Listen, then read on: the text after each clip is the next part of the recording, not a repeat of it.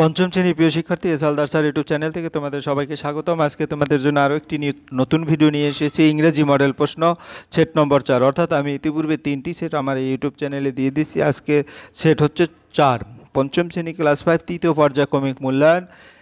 আর এটা বাস পিকে high school HS প্রশ্ন থেকে নেওয়া 50 মার্কের এই স্কুলের প্রশ্নটি আমি বিশ্লেষণ সহ সম্পূর্ণ সমাধান দেখাবো এই ভিডিওতে। কাজে তোমরা যারা এখনও আমার চ্যানেলটিকে সাবস্ক্রাইব করনি তারা এখন এই চ্যানেলটিকে সাবস্ক্রাইব করে বেল আইকনটি প্রেস করে দাও। তা তোমরা পূর্ণাঙ্গ প্রশ্ন দেখতে পাচ্ছ, 1 থেকে 5 নম্বর পর্যন্ত এখানে প্রশ্ন আছে। আমি একটু বড় করে দেখিয়ে দিচ্ছি। তো এখানে ফুল মার্ক 50, সময় থাকবে 1 ঘন্টা 30 মিনিট। নেম অফ ক্যান্ডিডেট, এখানে ক্যান্ডিডেটের নাম লিখবে, এখানে রোল নম্বর লিখবে, আর এখানে তোমাদের স্কুলের নাম লিখবে। এবার সরাসরি চলে যাচ্ছি 1 নম্বর প্রশ্ন, যেটা তোমাদের 1 নম্বরের প্রশ্ন এবিসি এরকম করে বেশ কয়েকটি প্রশ্ন আছে। যাই হোক, এখানে দেখো 1 নম্বর, read the following passage carefully and answer the question set below. Pilavullakandi Thekkeparambil Usha, generally known as PT Usha, is indeed the most famous and successful female athlete from India. তাই পিল্লা ভুল্লা কান্দি থেকে পরমবিল উষা, জেনারেলি যাকে নামে পরিচিত সেটা হচ্ছে PT Usha, is indeed the most famous, বিখ্যাত ছিল, and successfully এবং সফলতাপূর্ণ একজন ফিমেল মেয়ে অ্যাথলেট। তারপরে ইন্ডিয়া থেকে এটা।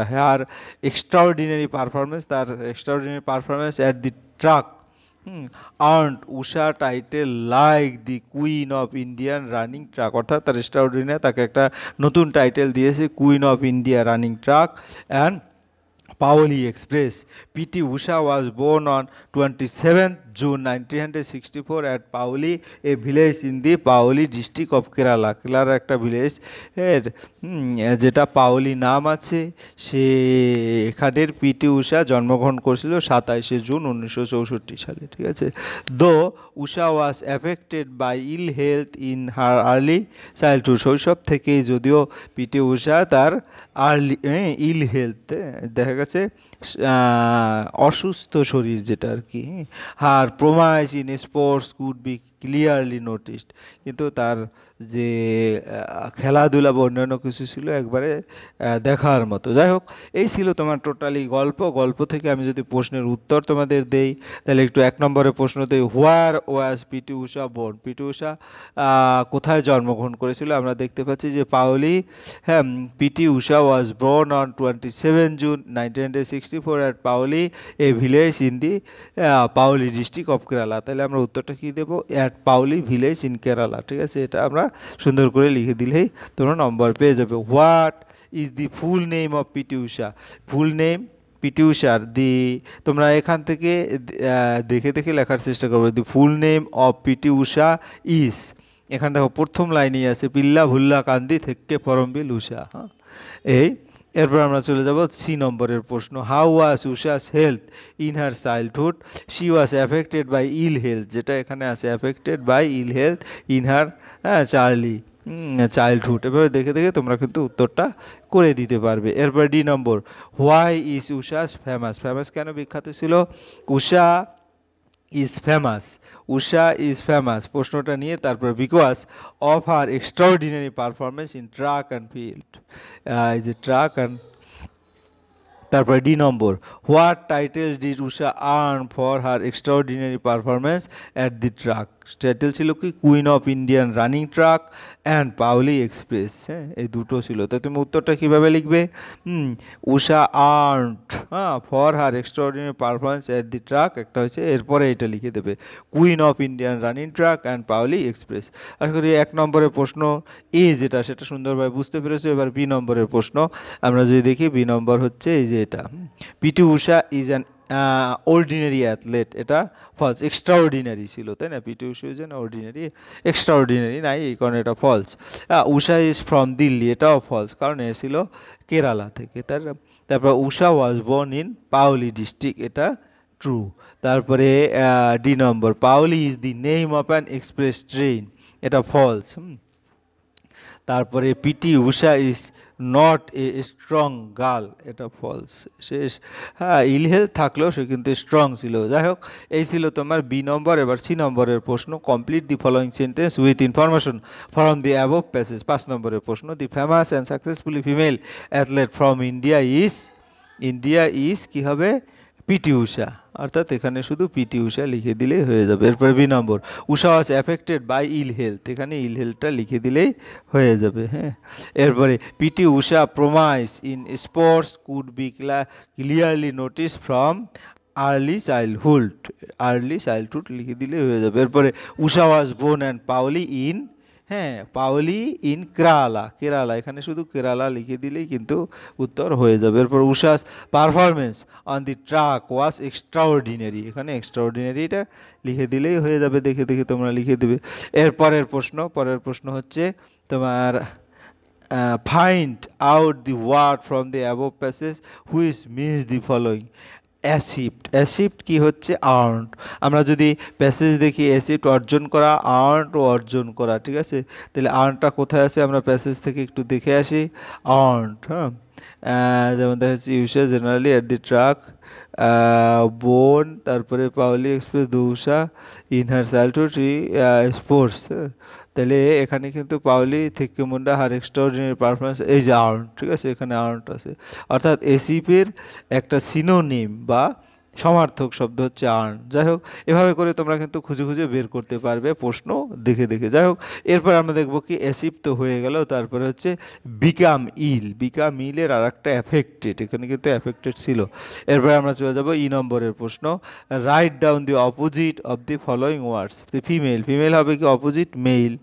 হ্যাঁ, তারপরে ফেমাসের অপোজিট হবে আননোন, অর্থাৎ ফেমাস হচ্ছে বিখ্যাত, আননোন মানে কেউ চিনে না তাকে।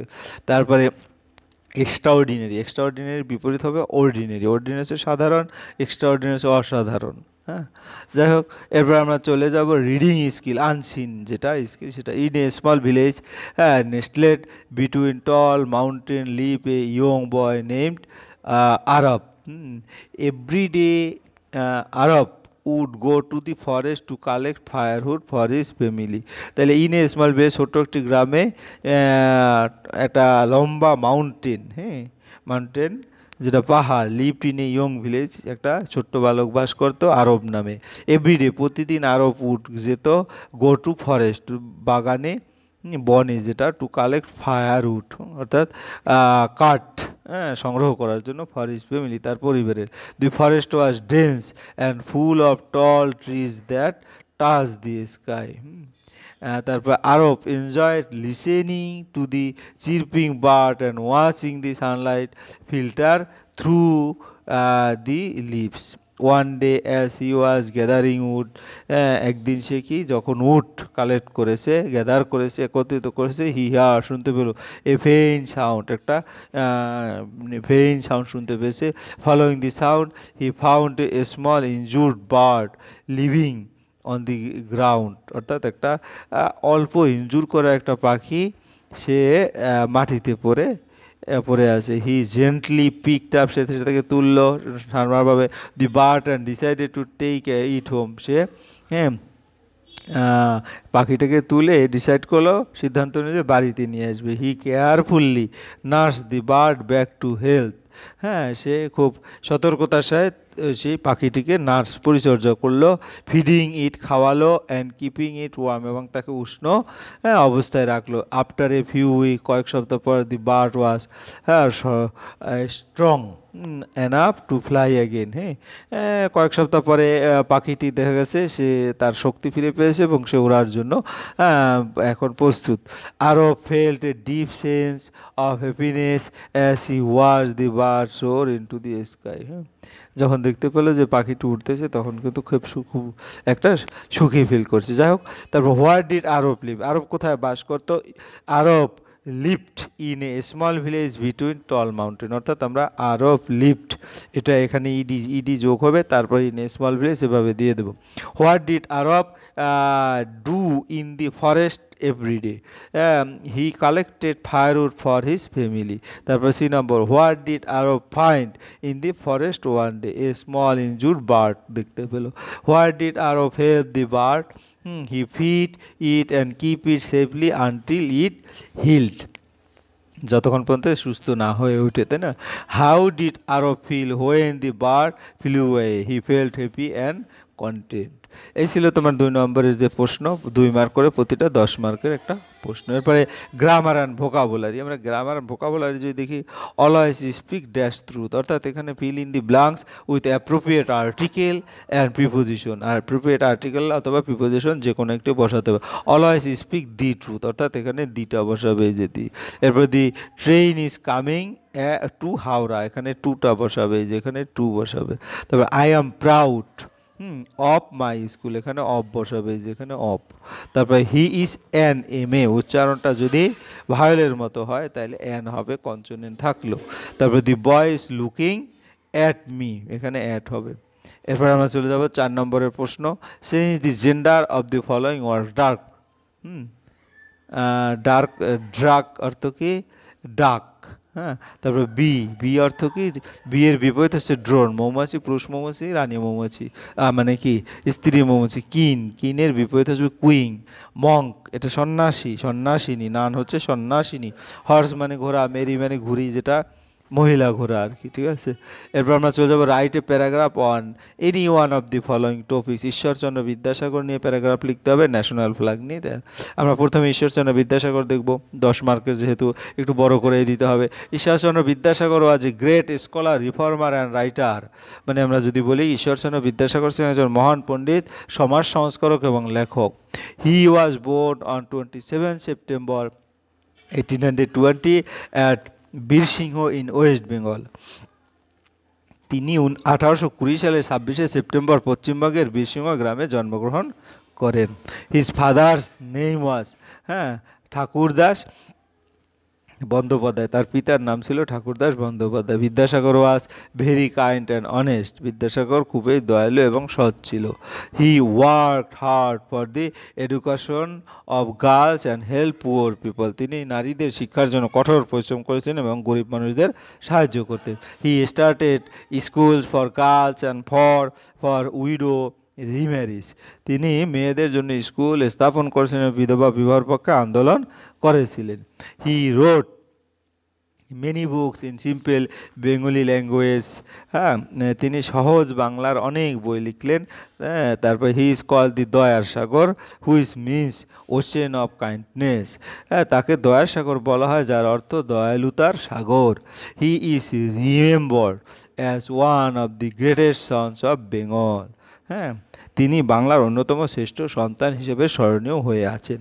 এই ছিল তোমার ঈশ্বরচন্দ্র বিদ্যাসাগর। আমার আর একটা আছে ন্যাশনাল ফ্ল্যাগ, বি নম্বর। আমি ন্যাশনাল ফ্ল্যাগেরও প্যারাগ্রাফটা এখানে দিয়ে দিয়েছি। তো ন্যাশনাল ফ্ল্যাগ কী হবে? Our national flag is the pride of our country, আমাদের জাতীয় পতাকা আমাদের দেশের গৌরব। It is called the Tiranga because it was 3 colours, saffron, white and green. এটিকে তিরঙ্গা বলা হয় কারণ এর 3টি রং রয়েছে, গেরুয়া, সাদা এবং সবুজ। The saffron color stands for courage and sacrifice, the white for peace and truth, and the green for faith and prosperity. আমার 3টা কালারের 3টা অর্থ। যদি আমি বলি যে গেরুয়া রং সাহস ও ত্যাগের প্রতীক, সাদা শান্তি ও সত্যের প্রতীক এবং সবুজ বিশ্বাস ও সমৃদ্ধির প্রতীক।